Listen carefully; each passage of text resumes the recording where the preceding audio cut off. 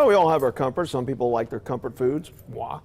Some people like their favorite blanket, favorite pair of shoes. Well, the same can it be said about movies? Well, this summer, a number of sequels are coming out from movies a lot of us grew up with, we loved, you may love them. So what is it about nostalgia that we love so much that movie studios are thinking they can bank on it? Good morning. Good morning. I go to the theater, take my niece, and we're there, and I'm seeing these previews. I'm like, I've seen this before. I've seen this before. So what is it? Even movies that didn't make bank the first time out, like Happy Gilmore was.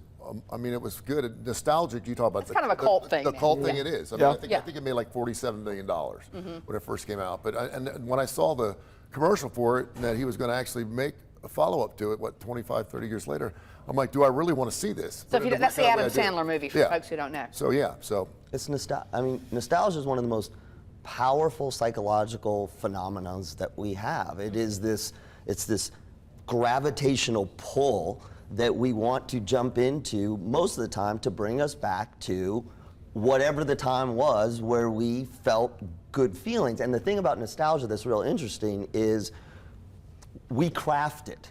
So we go back in time in these movies to what we think was the best part. Now, unfortunately, that a lot of times we see these movies and then we're like, Is it kind of like an old relationship? Yes, that's exactly what it is. Is there a danger, though? Is there a danger of living too much in the past when you do that? Well, yes, and there's also the danger of what you thought was going to be awesome about the past. By coming back to whether it's the movie or the time, reality kicks you in the behind and goes, this relationship wasn't what I thought it was. This movie wasn't what I thought it was. But she could turn into Godfather 2, though, too. She could turn into something better than the original, right? Yeah, but why is it that no matter what age you are, it's always the good old days were behind you? Why is it, no matter what age you are?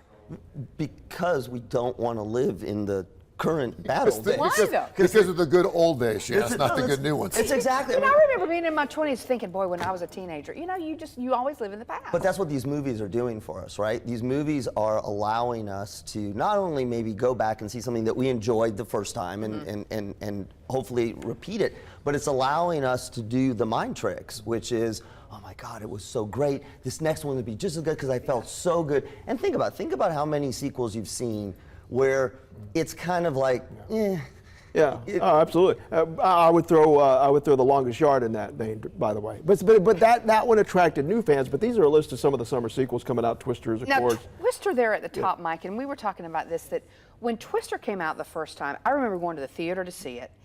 It was so over the top that you were just like, this was fascinating. Since that time, though, we've had terrible storms that match exactly what Twister was about, and it feels different now. Oh, absolutely. Agree? Yeah, absolutely. And it loss of life. Yeah, I mean, and we were talking about it, there's regional differences. People in California who've never been through a Twister, may not be able to equate that to earthquakes. I will tell you, for me, I wasn't living here, and it was amazing. And then when I got here and experienced tornadoes, like I'm not seeing that movie. Absolutely not, because of the context. There are some too that they're not PC. So if you did redo them, you would have to change the script a little bit. A lot of the Mel Brooks movies come to mind. Airplane. Absolutely, as well as movies that have to do with, and they've done with terrorism. I mean, there's a lot of sort of questioning about what should we go back to and what shouldn't we go back to. And that's why I say, as far as nostalgia, buyer beware, because it may take you to a time that you think is going to be amazing, and it's not so. But I do want to end on a positive note, because I think reflecting and remembering a time in life when maybe things were a little bit easier, they felt easier, that's a good thing for the soul, don't you think? Absolutely. As long as it brings you to a good place, then it's a wonderful thing about our mind. We have the ability to do that. And if that's what it does for you.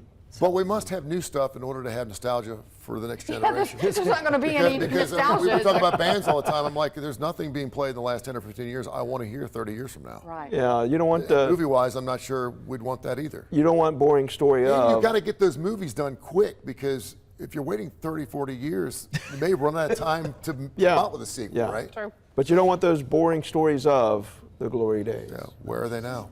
Thank you, Bruce Springsteen. All right. UAB psychologist Dr. Josh Klapow, Tony Kurre, thank you.